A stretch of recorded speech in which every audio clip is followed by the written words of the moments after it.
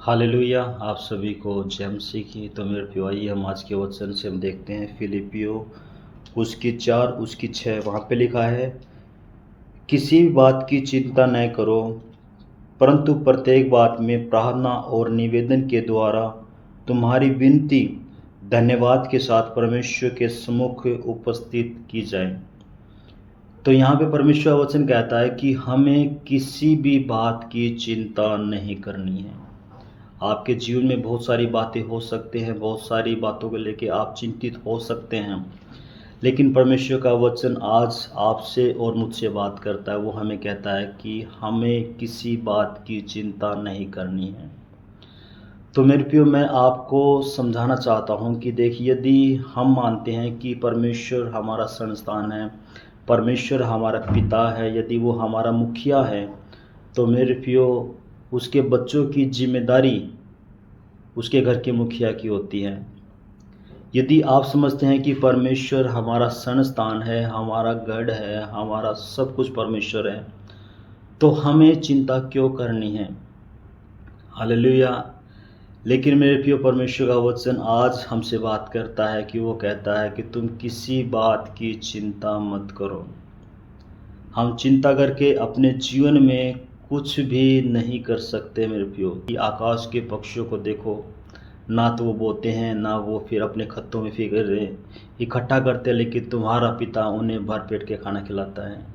तो वो क्या परमेश्वर हमें खाना नहीं खिलाए? क्या वो परमेश्वर हमारी चिंताओं को नहीं जानता है? वो क्या परमेश्वर हमारी तमाम बातों को नहीं जानता?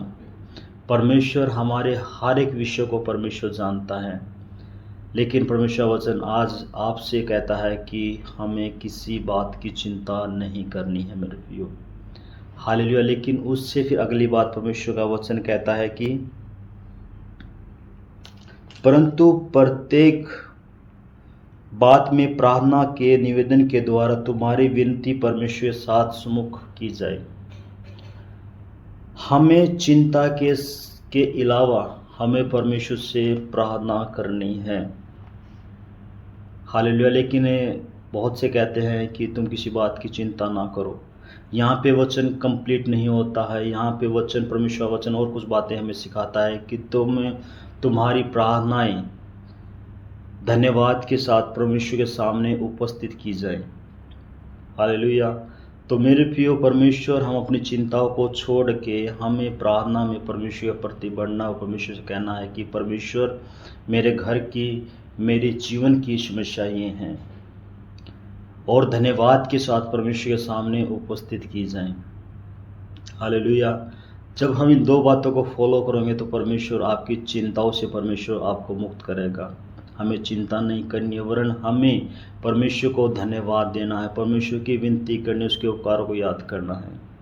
हालेलुया। यदि आप उस चिंता में परमेश्वर को आप धन्यवाद दोगे, क्या परमेश्वर इन बातों को नहीं जानता कि ये मेरा बेटा, ये मेरी बेटी उस चिंता के समय भी मुझे याद कर रहा है, वो मुझे धन्यवाद दे रहा है? क्या परमेश्वर हमारी प्रार्थना को नहीं सुनेगा? तो मेरे प्रियो, आज मैं आपसे कहना चाहता हूँ कि आपको किसी बात की चिंता नहीं करनी है, और परंतु परमेश्वर को प्रत्येक बात में परमेश्वर को धन्यवाद देना है। धन्यवाद के साथ परमेश्वर सामने उपस्थित किए जाए, धन्यवाद की भेंट।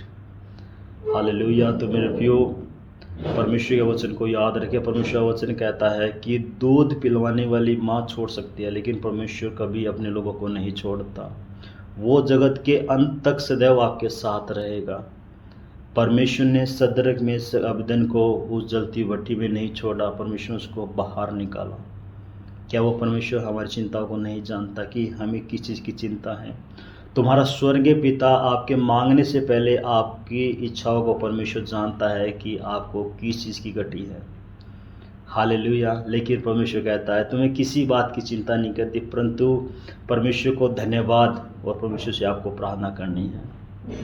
हालेलुया। तो मेरे प्रियो, मैं आज सुबह आपसे कहना चाहता हूँ, किसी बात की चिंता मत करें, क्योंकि चिंता करने वाला हमारा परमेश्वर जीवित है। यदि आप चिंता करते हैं तो मेरे प्रियो, मैं समझता हूँ कि आप परमेश्वर को आप जीवित नहीं समझ सकते मेरे प्रियो। हालेलुया। लेकिन जो इन बातों को विश्वास करता है कि मेरा परमेश्वर जीवित है, वो इंसान कभी भी चिंता नहीं करेगा। हालेलुया। यदि आपको चिंता है तो आप बंद कमरे में जाइए और परमेश्वर से आप प्रार्थना कीजिए। जब आप प्रार्थना करेंगे तो परमेश्वर अपने स्वर्ग में से आपकी प्रार्थना को सुन के परमेश्वर आपको उत्तर देगा और आपको तमाम चिंताओं से परमेश्वर आपको मुक्त करेगा। हालेलुया। सो मेरे परमेश्वर आपको बहुत आशीष दे। सबको